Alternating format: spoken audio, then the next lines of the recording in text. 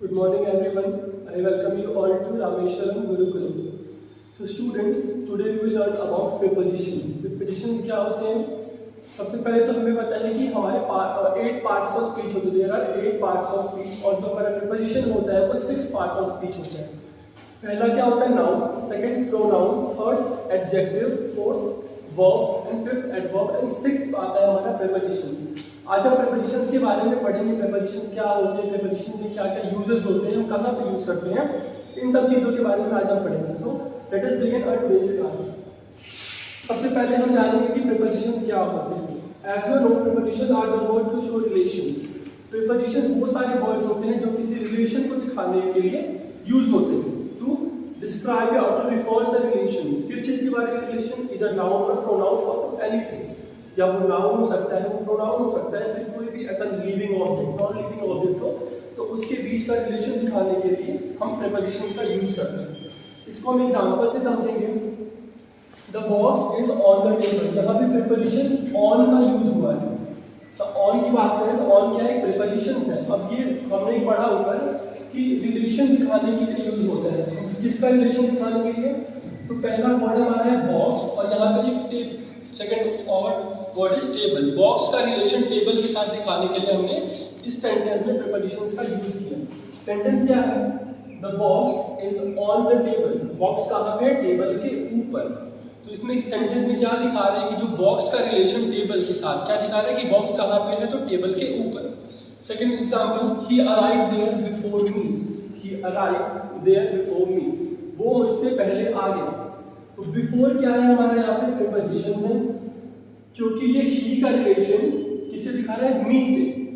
उसका रिलेशन मेरे से दिखा रहा है. तो इसलिए हम बोलते हैं प्रीपोजिशन बहुत सारे वर्ड्स होते हैं जो कि रिलेशन दिखाने के लिए हेल्प करते हैं, यूज होते हैं. It is clear that a word showing relationship between things can only be used before the words which stand for a thing. अब हमने ये तो जान लिया कि रिलेशन दिखाने के लिए यूज करते हैं हम कोई वर्ड. तो अब रिलेशन दिखाने के लिए वो चीज़ वहाँ पे होनी भी चाहिए. जैसे कि हमारा जो पहला एग्जांपल है, the box is on the table. Box कहाँ पे है? टेबल. तो यहाँ पे हमारा एक टेबल है जिसके ऊपर बॉक्स रखा हुआ है, तो इसलिए बोल रहे हैं the box is on the table. तो वैसे ही अगर किसी चीज़ का हमें रिलेशन दिखाना है तो वो चीज़ वहाँ पे होनी चाहिए. अगर हम दूसरा एग्जांपल लेते हैं, ये है हमारा बुक और ये हमारा पेन. तो the book is on the, और जो pen is on the book. तो बुक कहाँ, पेन कहाँ पे? हमारे बुक के ऊपर है. वैसे द नाउन और pronoun which follows preposition is called objective case. अब हमने ये तो देखा रिलेशन. तो रिलेशन हमारा इधर नाउन भी हो सकता है, वो प्रोनाउन भी हो सकता है. नाउन में पता है कि थिंग्स होते हैं, पर्सन्स होते हैं, तो इसलिए नाउन और प्रोनाउन जो कि प्रीपोजिशंस को फॉलो करते हैं उनको हम बोलते हैं objective case. It is said to be govern by the preposition. और इसलिए हम बोलते हैं कि ये प्रीपोजिशन से गवर्न होते हैं, प्रीपोजिशंस को फॉलो करते हैं. अब हमने ये तो जाना कि प्रीपोजिशंस क्या होते हैं, हम किस लिए यूज करते हैं प्रीपोजिशंस का. प्रीपोजिशन वो सारे वर्ड्स होते हैं जो कि रिलेशनशिप को दिखाने के लिए यूज होते हैं. अब प्रीपोजिशन में क्या क्या वर्ड्स आते हैं? इन होता है, एट होता है और ऑन होता है. अब हम जान लेंगे कि इन के क्या यूजेस हैं, एट के क्या यूजेस हैं, ऑन के क्या यूजेस हैं. We use in with a place. हम इन का यूज किसी भी प्लेस के लिए यूज करते हैं. प्लेस कोई भी जगह हो सकती है, चाहे वो गाजीपुर हो, वाराणसी हो, पार्क हो, कोई भी जगह के लिए हम इन का यूज कर सकते हैं. अ सिटी, टाउन और अ विलेज. कोई शहर है, कोई गांव है, तो हम उसके लिए किसका यूज करेंगे? इन प्रीपोजिशन का यूज करेंगे. When we think of it as an area, जब भी हम किसी एरिया के बारे में बात कर रहे हैं, जैसे सिटी हमारा क्या है? एक एरिया है. कोई सिटी का नाम जैसे वाराणसी, तो क्या है? एक एरिया है, प्लेस है. When we see it as a point of journey. और अगर हम यहाँ पे हम बात करेंगे, हमने ये तो जाना कि हम इन का यूज किसी भी प्लेस या एरिया को दिखाने के लिए करते हैं. जब भी कि कोई प्लेस हो, कोई एरिया हो, सिटी का नाम हो, कोई भी हो, उसके लिए हम इन का यूज करते हैं. लेकिन एक प्रीपोजिशन हमारा एट भी आता है. हम एट का यूज कब करते हैं? जब हमें कोई पॉइंट ऑफ जर्नी दिखानी होती है. सपोज कि आप गाजीपुर से वाराणसी जा रहे हैं, तो अगर कहीं पे बीच में सपोज कि गाजीपुर से वाराणसी के बीच में कहीं पे जो बस स्टॉप करती है, बस स्टॉपेज है बस का सैदपुर में, तो हम क्या बोलेंगे?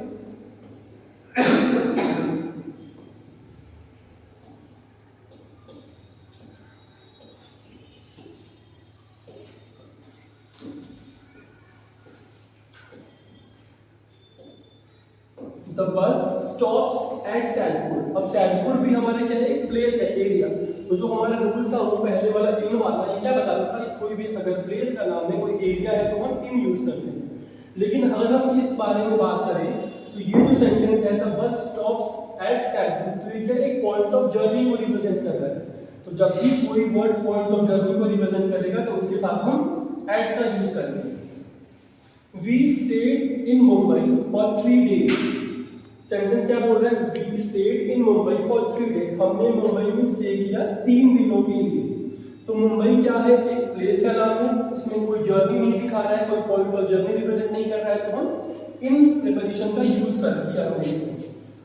Our plane stopped at Mumbai on the way to Iran. Our plane stops at Mumbai। जो हमारा प्लेन था वो मुंबई में रुका, कहाँ जाने के लिए, on the way to Iran. Iran के रास्ते में हमने, सपोज कि हमने बोर्डिंग की, तो हमारा प्लेन था मुंबई में रुका।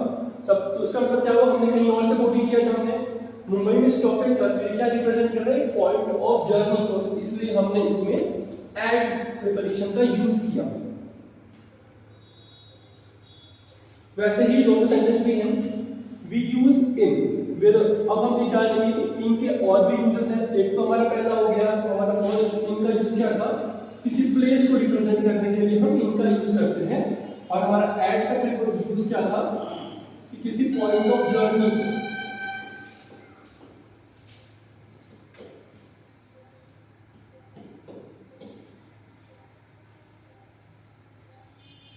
कोई पॉइंट ऑफ जर्नी है तो हम उसको एट से रिप्रेजेंट करते हैं।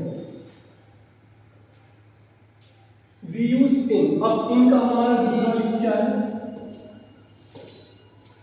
We use in with the name of a street. किसी भी स्ट्रीट मतलब क्या होता है, कोई जगह ही हम बोलेंगे, कोई मार्केट हो, तो उसके लिए हम इन का यूज करते हैं। And at when gives the house number. और अगर कोई हाउस नंबर दिया हुआ है, नंबर के साथ कोई एड्रेस है, तो उसको हम एट का यूज करेंगे। जैसे कि एग्जांपल अगर हम देखें, they live in Rajaji street. तो ये राजाजी स्ट्रीट क्या है, एक हम बोलेंगे प्लेस का नाम है, एक स्ट्रीट का नाम है, जगह का नाम है, तो इसलिए हमने इनका यूज किया। और अगर हम यहाँ बात करें, they live at 72 Rajaji street, यहाँ पे क्या एक नंबर भी दिया हुआ 72। एग्जांपल हम देखते हैं,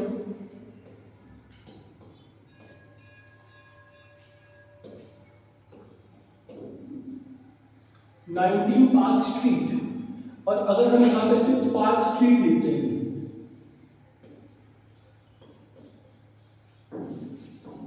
मैंने यहाँ पे दो वर्ड लिखे, एक तो है 19 पार्क स्ट्रीट और सेकंड वर्ड है हमारा पार्क स्ट्रीट। अगर कहीं पे भी आपको पार्क स्ट्रीट मिलेगा, मतलब किसी स्ट्रीट का नाम मिला, किसी प्लेस का नाम मिला, तो हम इसके लिए इन यूज करते हैं, इन प्रीपोजिशन का यूज करते हैं। लेकिन यहाँ पे एक नंबर भी दिया हुआ है, अगर हम ध्यान से देखें तो इसलिए हम यहाँ पे एट प्रीपोजिशन का यूज करेंगे।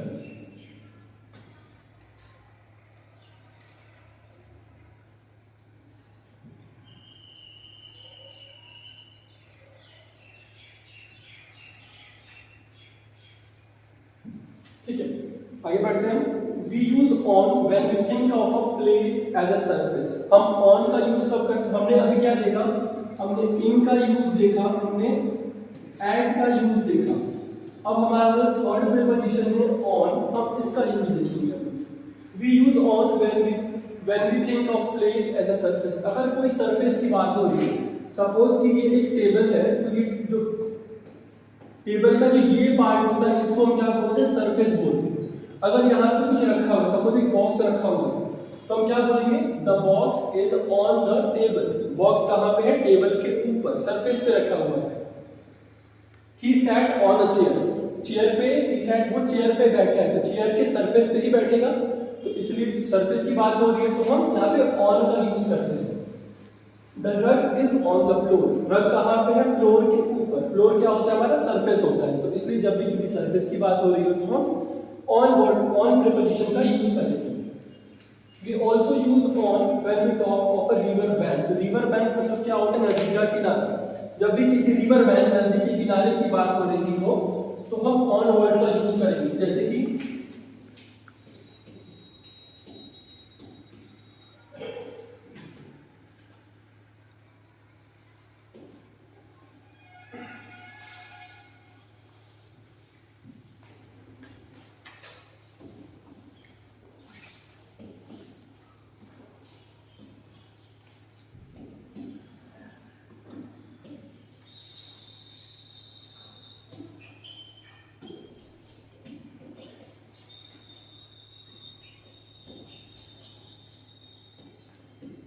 ही lived on the bank of river Ganga. यहाँ पे हमने प्रीपोजिशन ऑन का यूज किया।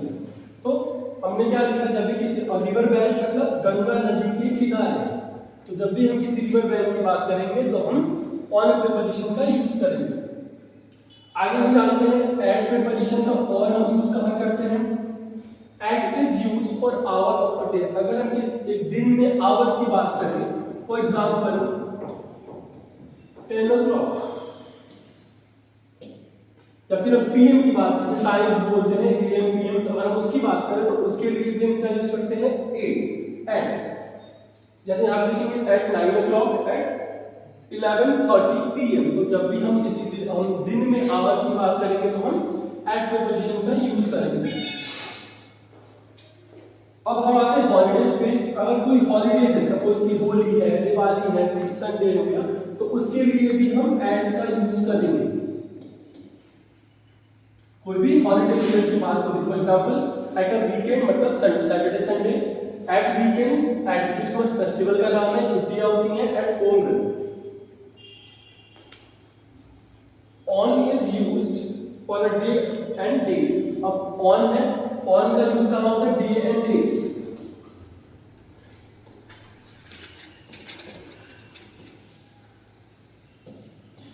अगर डे और डेट्स कहीं पे भी हो, सपोज कि बर्थडे किसी का है 10 सितंबर, तो ये क्या है, एक डेट है, तो उसके लिए हम क्या करेंगे, हम ऑन प्रीपोजिशन का यूज करेंगे। In is use for month, season and year. अब इन की अगर हम बात करें तो किसी भी सीजन की बात हो, मंथ्स की बात हो या फिर ईयर की बात हो, तो हम इन का यूज करेंगे। इन अप्रैल, इन समर, इन 2004 क्या है, हमारा ईयर है। अगर हम समर की बात करें तो समर हमारा सीजन होता है, आप लोगों को पता है, गर्मी को समर बोलते हैं, और अप्रैल हमारा एक मंथ का नेम है।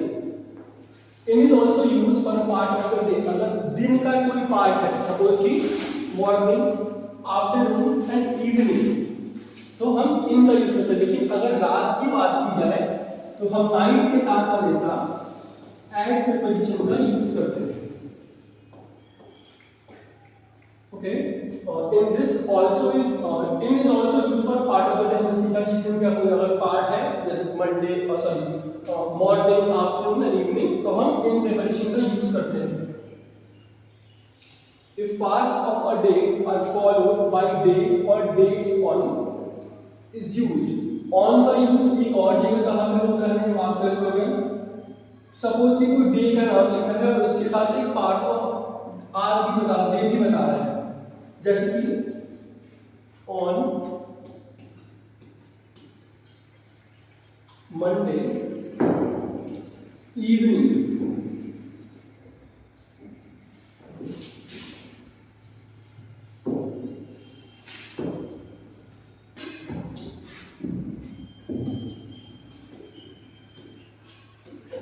On Monday evening. यहाँ पे क्या है, एक डे का भी नाम है और एक पॉइंट ऑफ टाइम का भी नाम है, तो इसलिए हम ऑन प्रीपोजिशन का यूज करेंगे।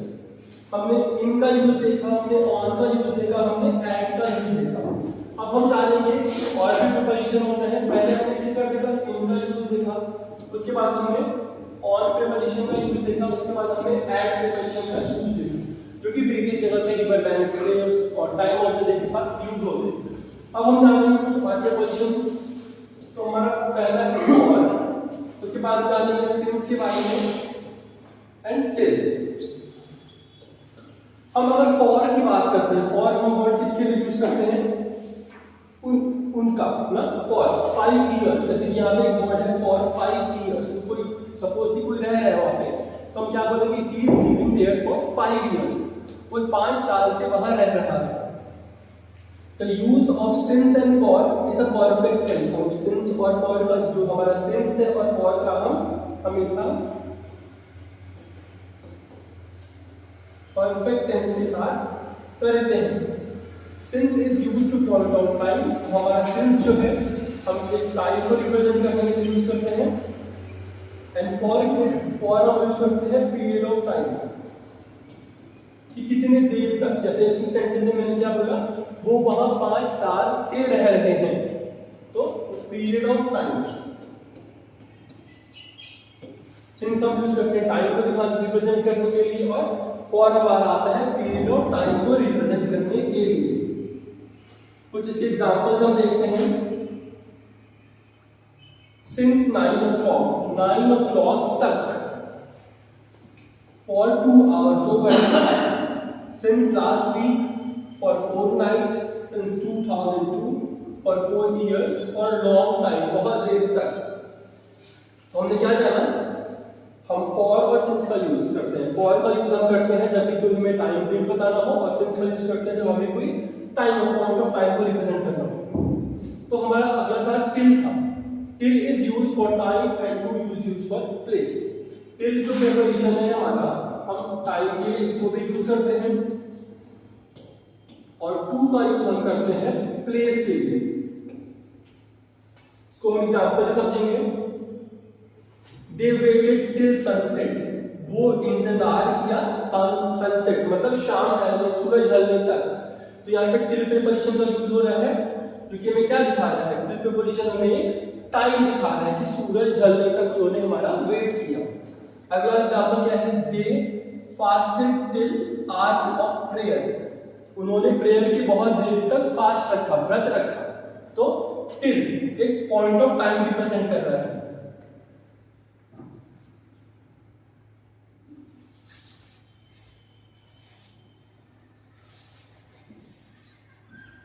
अब हमने इन का यूज सीखा, हमने एट का, ऑन का, till, since and to and for हमने पढ़ा। अब हम जानेंगे use of by and for. इसमें कुछ सेंटेंस लिखे हैं, उसके थ्रू हम समझेंगे। Come and sit by me, आओ और मेरे पास बैठो। तो यहाँ पे जो प्रीपोजिशन का यूज हुआ है by, come and sit with me, आओ मेरे पास बैठो। अगर हम इसकी बात करें, he traveled both by train and by the bus, वो ट्रैवल ट्रेन से भी कर सकता है और बस से भी करता है। तो यहाँ पे क्या दो चीज का रिलेशन दिखा रहा है। अगर हम बात करें, he sailed for England yesterday, वो इंग्लैंड के लिए सेल कर चुका है, निकल चुका है, बोले तो शिप्स के थ्रू। तो यहाँ पे for prepositions का यूज हुआ है। तो हमने बाय और यूज, बाय एंड फॉर का यूज पढ़ा, जो कि सारे सेंटेंस है। He was killed by robber, उसको रॉबर ने मार दिया। I am taller than you by 2 inches. I am taller, मैं तुमसे 2 इंच लंबा हूं। क्या दो चीज में कंपैरिजन हो रहा है, तो हम इसमें बाय का यूज कर रहे हैं। The लेबर्ड for the goods of humanities, he died for his king and country, वो किसके लिए मरा, अपने राजा के लिए और अपने देश के लिए। तो वैसे ही सारे सेंटेंस हम पढ़ेंगे। हमने एक चीज स्टार्टिंग में जाना था, पढ़ा था कि जो प्रीपोजिशन होता है उसको नाउन एंड प्रोनाउन गवर्न करते हैं। तो उस बारे में जानेंगे। Prepositions govern noun and pronoun in objective cases. तो ऑब्जेक्टिव केस की बात करते हैं तो उसमें जो हमारा प्रीपोजिशन है वो नाउन को और प्रोनाउन को गवर्न करता है, मतलब कि फॉलो करता है नाउन और प्रोनाउन प्रीपोजिशंस को।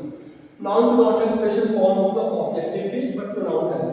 अब अगर हम नाउन की बात करें तो नाउन में क्या होता है, ऑब्जेक्टिव केस कुछ अलग नहीं होता है, वो स्पेशल फॉर्म कुछ नहीं होता, लेकिन प्रोनाउन में होता है। और इसको समझने के लिए सेंटेंस लेंगे। I have it in the,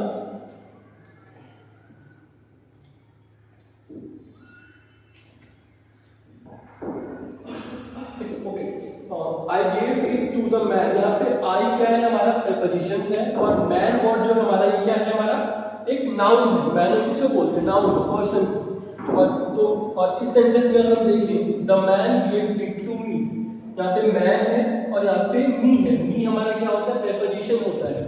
me, sorry, me is a pronoun, me pronoun होता है और मैन हमारा नाउन होता है। और इस सेंटेंस में आई हमारा है। तो अगर सेंटेंस की बात करें तो हमारा मैन वर्ड जो है वो चेंज नहीं होता है, लेकिन जो हमारा आई वर्ड जो प्रोनाउन है ये मी के साथ चेंज होता है। तो इसलिए हमने बोला कि the preposition govern noun and pronouns in the objective cases as noun do not have special form. Noun के कुछ स्पेशल फॉर्म नहीं होते ऑब्जेक्टिव केसेस में, लेकिन प्रोनाउन के होते हैं। जैसे कि आई का हमारा मी हो गया, अब हम मैन की जगह पे कुछ और नहीं लिख सकते, मैन का हम मैन ही लिखेंगे। तो इसलिए हमने बोला कि नाउन के कोई स्पेशल केसेस नहीं होते हैं और प्रोनाउन के होते हैं। ओके, तो इस सेंटेंस जो हमने पहले पढ़ा था, मैन और आई वाला। In these two sentences we see that pronoun changes to me but the noun man does not changes it form. जैसे मैंने बताया कि मैन जो है नाउन है वो अपना फॉर्म चेंज नहीं करता है, मैन का मैन ही कहेगा, लेकिन जो प्रोनाउन है हमारा आई चेंज होता है मी के साथ।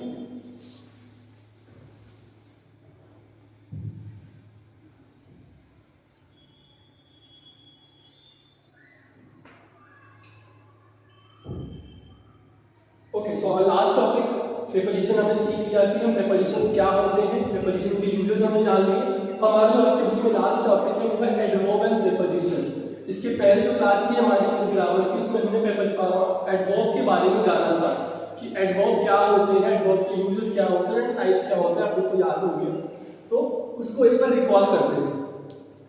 यहाँ पे कुछ सेंटेंसेस दिए हुए हैं, अगर हम बात करें तो यहाँ पे एक सेंटेंस दिया हुआ है, the rocket went up, rocket ऊपर गया था। और दूसरा सेंटेंस है हमारा, the little boy climb up the ladder, जो छोटा बच्चा है वो सीढ़ी पकड़ के सहारे के थ्रू ऊपर क्लाइंब कर गया। In the first sentence the word up add something to the meaning of verb. यहाँ पे जो वर्ड अप है ना, ये क्या बता रहा है कि वेंट मतलब हमारा वर्ब होता है, और वर्ब के बारे में कुछ और हमें बता रहा है, एक्स्ट्रा इंफॉर्मेशन दे रहा है।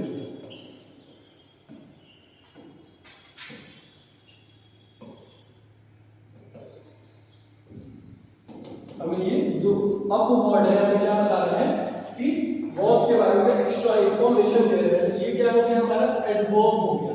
और आपको पता होगा, याद होगा कि एडवर्ब क्या करते हैं, वर्ब को मॉडिफाई करते हैं। तो इस सेंटेंस में हमारा एडवर्ब क्या है, अप, जो कि हमें एक्स्ट्रा इंफॉर्मेशन दे रहा है वर्ब के बारे में। दूसरा सेंटेंस हमारा क्या है, the little boy climb up the ladder. In the second sentence, the word up shows the relation between the climbing of the little boy, the ladder. It is therefore preposition governing the noun. अब अगर हम यहाँ बात करें तो little boy हमारा क्या है, नाउन होता है, नाउन। बॉय क्या होता है हमारा, नाउन होता है। लैडर भी हमारा एक थिंग होता है, ये भी नाउन हो गया। क्लाइंब अप, तो क्या बता रही है, किसको बता रहा है कि जो रिलेशन बता रहा है बॉय की क्लाइंबिंग से और लैडर का रिलेशन बता रहा है, इसलिए हम इसको क्या बोलेंगे, it is therefore a preposition governing noun. इस सेंटेंस में जो प्रीपोजिशन है नाउन को गवर्न कर रही है। हम बॉय को चेंज नहीं कर सकते, लेकिन इसमें जो है हमारा एडवर्ब रिप्रेजेंट कर रहा है।